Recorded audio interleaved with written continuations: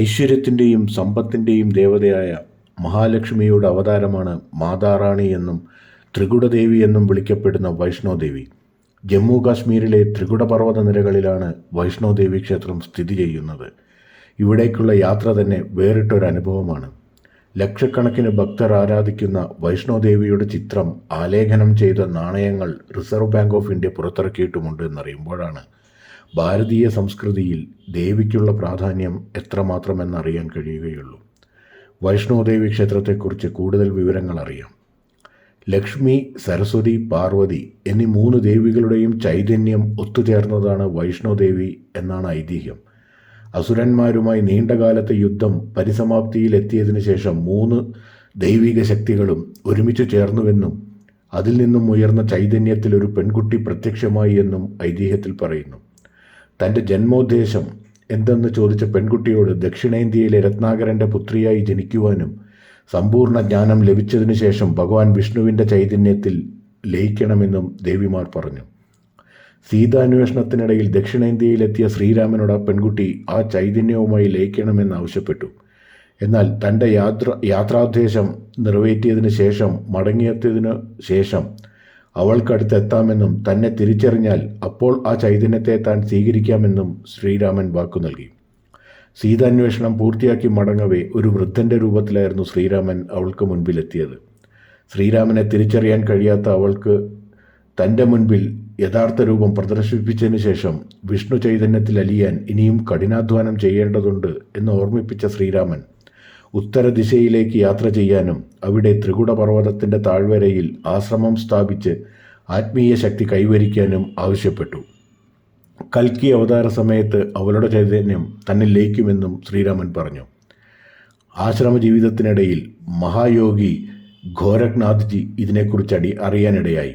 വൈഷ്ണവിയുടെ ആത്മീയ ജീവിതത്തെക്കുറിച്ച് വിവരങ്ങൾ അറിയാൻ അദ്ദേഹം തൻ്റെ അടുത്ത അനുയായിയായ ഭൈരോൺനാഥിനെ അയച്ചു. എന്നാൽ ഭൈരോൺനാഥിന് വൈഷ്ണവിയോട് അനുരാഗം തോന്നുകയായിരുന്നു. അയാളെ ഒഴിവാക്കാനായി ആശ്രമം ഒഴിവാക്കി അവർ മല കയറി ഗുഹയ്ക്കകത്ത് കയറി തപസ്സാരംഭിച്ചു. എന്നാൽ അവിടെയും ഭൈരോൺനാഥ് ശല്യം തുടർന്നപ്പോൾ വൈഷ്ണവിക്ക് അയാളുടെ ശിരസ് അറക്കേണ്ടി വന്നു. മരണമടഞ്ഞപ്പോൾ അയാളുടെ ആത്മാവിന് തൻ്റെ തെറ്റു മനസ്സിലാവുകയും ദേവിയോട് മാപ്പ് ചോദിക്കുകയും ചെയ്തു അത്രേ. അയാളുടെ ഭക്തിയിൽ സന്തുഷ്ടനായ ദേവി തന്നെ കാണാൻ എത്തുന്നവർ അയാളെയും ദർശിക്കുമെന്നും വരം നൽകുകയും ചെയ്തു.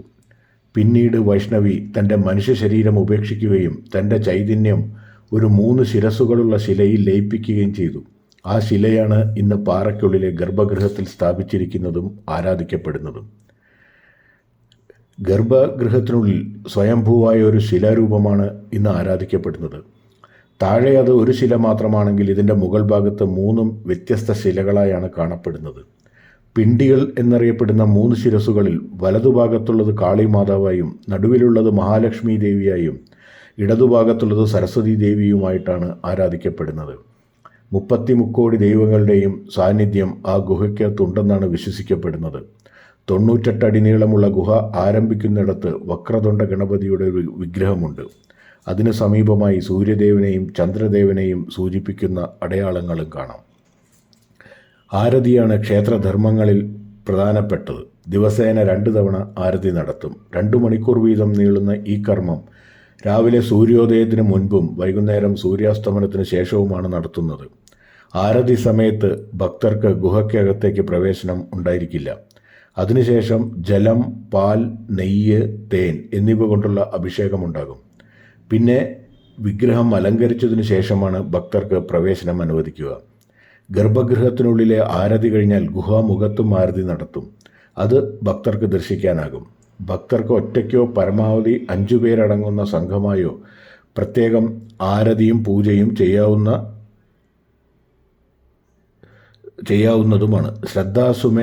സുമൻ വിശേഷപൂജ എന്ന കർമ്മമാണ് അതിനായി ഇവിടെയുള്ളത്. പട്ട്, സാരി, ആഭരണങ്ങൾ തുടങ്ങിയവയാണ് സാധാരണയായി ഭക്തർ വഴിപാടായി നൽകുന്നത്. മധുരവും മധുരപലഹാരങ്ങളും വഴിപാടായി നൽകരുത് എന്ന് മാത്രമല്ല, തീർത്ഥാടകർ അവ ഉപയോഗിക്കാനും പാടില്ല. അതുപോലെ മറ്റു പല ക്ഷേത്രങ്ങളിൽ നിന്നും വിഭിന്നമായി ഇവിടെ തേങ്ങ ഉടയ്ക്കുന്നതും നിരോധിച്ചിരിക്കുകയാണ്. അതിനു പകരം അവർക്ക് തേങ്ങ കൗണ്ടറിൽ ഏൽപ്പിച്ച് ടോക്കൺ വാങ്ങാവുന്നതാണ്. അകത്തു നിന്നും ഈ ടോക്കൺ നൽകി തേങ്ങാപ്പൊട്ടുകൾ വാങ്ങാവുന്നതുമാണ്. ജമ്മു മേഖലയിലെ കട്ര റെയിൽവേ സ്റ്റേഷനാണ് ഇവിടെ നിന്നും ഏറ്റവും അടുത്ത റെയിൽവേ സ്റ്റേഷൻ. ഇവിടെ നിന്നും അർദ്ധഖൂവരി വരെ കഴുതപ്പുറത്ത് പോയി പിന്നീട് 3 മണിക്കൂറോളം നടന്നോ കഴുതപ്പുറത്ത് 1 മണിക്കൂർ സഞ്ചരിച്ചോ ക്ഷേത്രത്തിലെത്താം. കട്രയിൽ നിന്നും ക്ഷേത്രത്തിലെത്താൻ ഹെലികോപ്റ്റർ സർവീസും ലഭ്യമാണ്. ജമ്മുവിലും കട്രയിലും മുറികളും ഡോർമിറ്ററുകളുമായി നിരവധി താമസ സൗകര്യങ്ങൾ ക്ഷേത്ര അധികൃതർ തന്നെ ഒരുക്കിയിട്ടുമുണ്ട്.